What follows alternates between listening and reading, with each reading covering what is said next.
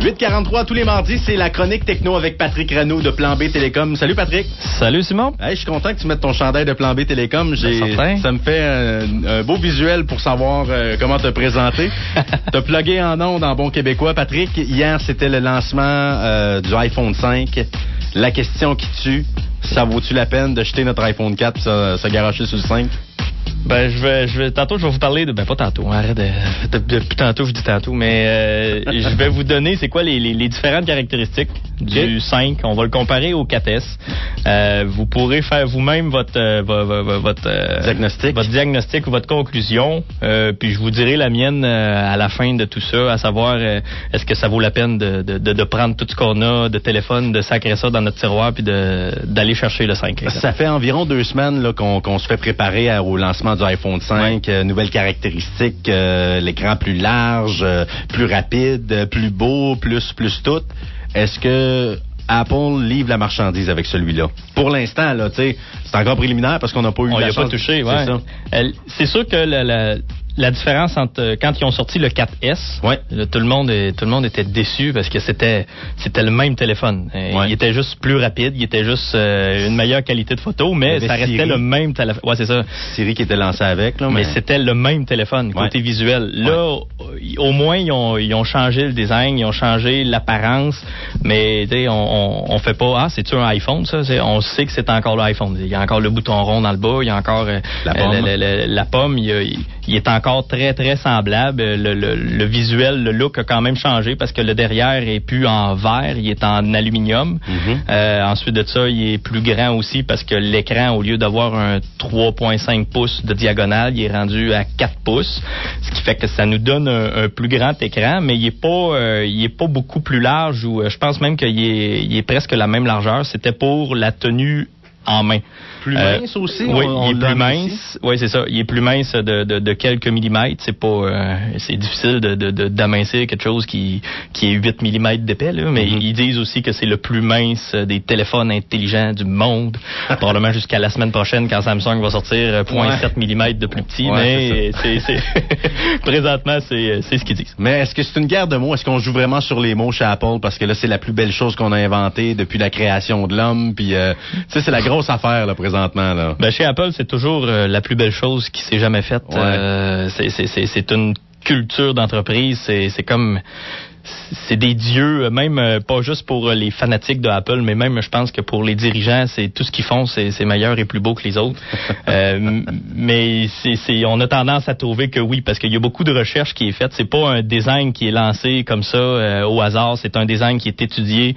À Apple, tout ce qu'ils font, il faut que ça soit beau, il faut que ça soit user-friendly, si on veut. Il faut que ça soit vraiment facile à utiliser et performant. Tout ce qu'ils ont fait à Apple dans les dernières années, là, dans les 10 dernières années, tout ce qui sort, c'est toujours avec ces 3 mentalités-là.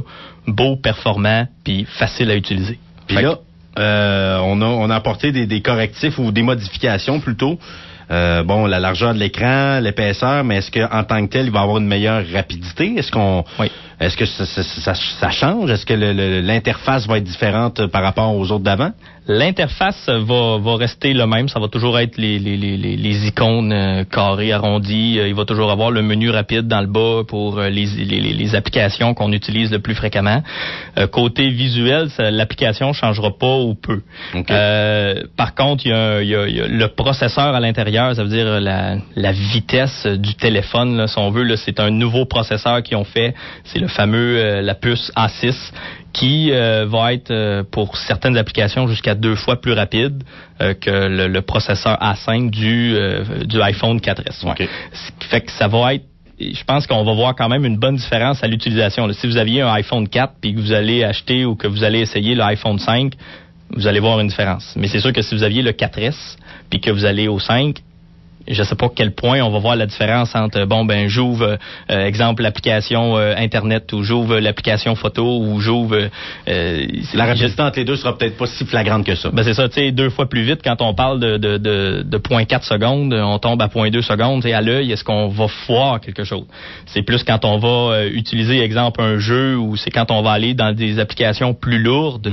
Là, probablement qu'on va voir une différence. Mais c'est ça. Est-ce que tout le monde utilise les jeux avec le téléphone intelligent iPhone? Chaque utilisateur a son... C'est ça.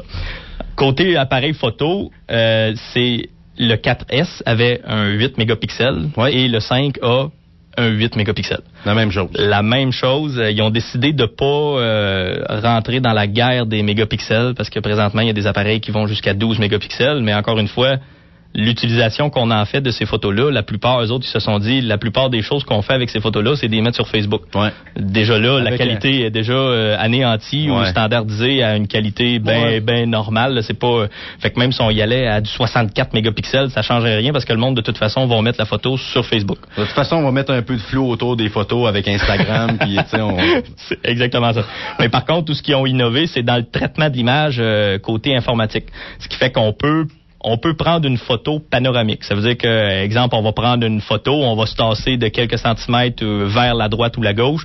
Puis à ce moment-là, le logiciel à l'intérieur va être capable de joindre toutes les 2 ou 3 photos que vous allez avoir pris, puis faire une photo panoramique. OK. Fait que ça c'est intéressant. Ensuite de ça aussi, le traitement eux autres, ils disent, ils enlèvent les parasites, si on veut. Quand on prend une photo, quand l'environnement est plus sombre. Okay. Souvent, on va voir les pixels vont comme sortir un petit peu plus grosses parce que les poussières dans l'air vont refléter dans le flash ou peu importe, le Kodak a de la misère à percevoir les différences de couleurs.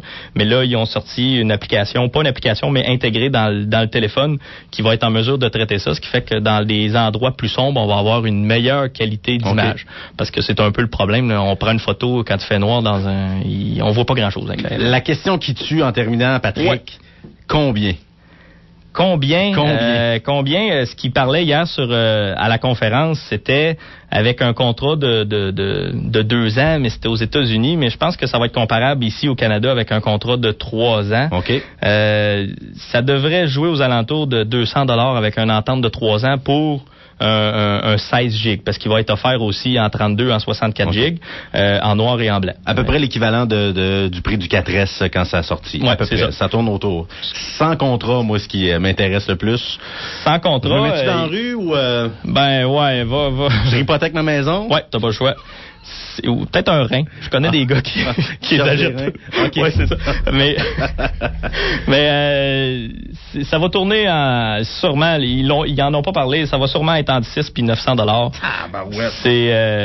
C'est assez dispendieux. Sincèrement, c'est des appareils qui sont extrêmement dispendieux. C'est pour ça que les gens vont vouloir prendre des contrats avec ce genre de téléphone-là. Puis tantôt, tu me posais la question, est-ce que ça vaut la peine ou non? C'est votre portefeuille qui va décider, ou votre niveau de fanatisme, qui va décider est-ce que vous changez ou pas.